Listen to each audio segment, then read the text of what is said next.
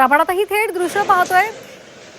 काँग्रेसचे नेते आणि विरोधी पक्षनेते राहुल गांधी हे सध्या मुंबईच्या विमानतळावर पोहोचलेले आहेत। आज ते भिवंडी कोर्टामध्ये जाणार आहेत आणि त्यासाठी ते आता सध्या मुंबईमध्ये विमानतळावर दाखल झालेले आहेत। तर या स्वागतासाठी काँग्रेसचे प्रदेशाध्यक्ष हर्षवर्धन सपकाळ सुद्धा उपस्थित आहेत आणि त्याचबरोबर इतर नेते सुद्धा आहेत। राहुल गांधी सध्या मुंबईमध्ये दाखल झालेले आहेत आणि ती दृश्य आपण 24 तासवर पाहतोय।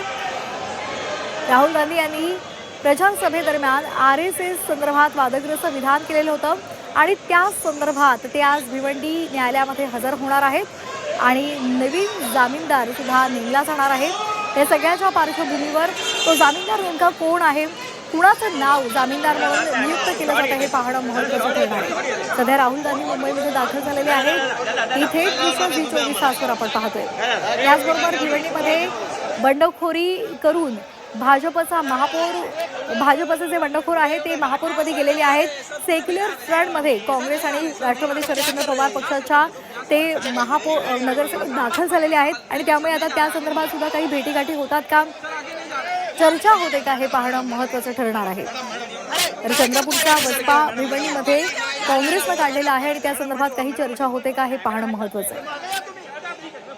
संसद में भी हम देखते हैं कि उनके वो माइक चालू नहीं होता है। जिस तरह से हम समझते हैं कि प्रतिमा और गरिमा देश के प्राइम मिनिस्टर की, उसी तरह से लोकसभा के हमारे विरोधी पक्ष नेता की है। लेकिन जिस तरह से हमने देखा कल सुल्तानपुर में, आज मुंबई में, मतलब भिवंडी में, ये जो सातत्य से आपने देखा होगा कि राहुल जी पे आरएसएस के माध्यम से, कुछ लोगों के माध्यम से जो केसेस डाली जाती है, मेरा तो इतना ही कहना है कि जिस तरह से राहुल गांधी जी सातत्यपूर्ण काम करते हैं, जनता की आवाज बन के आए हैं, मैं ये अपेक्षा करती हूँ कि आज जो किसान को परेशानी है, आज लोगों की परेशानी है, विरोधी पक्ष नेता करके आवाज उठाना कांग्रेस की जिम्मेदारी है, राहुल जी की जिम्मेदारी वो करते हैं।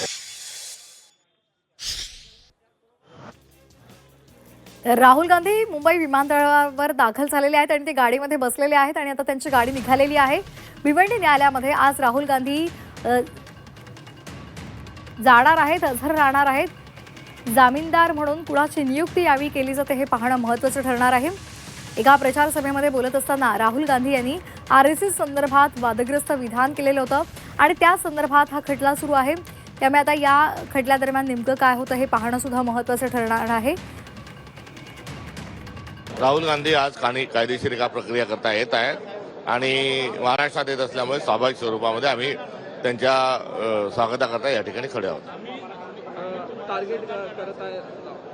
राहुल गांधी लोकसभेमध्ये असेल किंवा लोकशाहीच्या अनुषंगानं ते बोलत असताना लोकशाही विरोधी लोकांना त्यांची सत्य भाषाही रुजत नाहीये।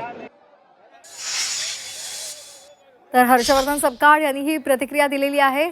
हर्षवर्धन सपकाळ यांनी राहुल गांधी कायदेशीर प्रक्रियेसाठी मुंबईमध्ये आलेले आहेत अशी माहिती दिली आहे आणि त्याचबरोबर ज्या पद्धतीने हे खटले दाखल होत आहेत त्यावर सुद्धा हर्षवर्धन सपकाळ यांनी भाष्य केले, टीका केली आहे। राहुल जी इस देश की आवाज़ है और राहुल जी सत्य बोलते हैं। कोर्ट में केस है, कोर्ट में केस के अंदर जो पुरावे हम उसको पेश करेंगे, मगर आज राहुल जी पूरे देश के अंदर एक आम व्यक्ति की आवाज़ बनकर बात कर रहे, फिर वो युवा की हो, किसानों की हो, महिलाओं की हो। पूरे देश में इस तरीके से जो है राहुल गांधी जी के ऊपर केस किया गया है, उनको दबाने के लिए, उनको परेशान करने के लिए। लेकिन मुझे नहीं लगता ये गांधी परिवार जो है ना किसी दबाव या किसी इससे डर जाएगा और ना ही माफी मांगेगा। क्या कर रहे हैं राहुल गांधी जब इस देश के लोगों को बचाने की लड़ाई लड़ते हैं, देश में हो रहे अत्याचार, भ्रष्टाचार, देश को कमजोर करने की जब साजिश बीजेपी की सरकार जब करती है, राहुल गांधी जी आवाज उठाते हैं, देश की जनता की आवाज उठाते हैं। तब तक राहुल गांधी जी को इस तरह से टारगेट करने का काम अलग अलग तरह से किया जाता है और उसी का ये हिस्सा है।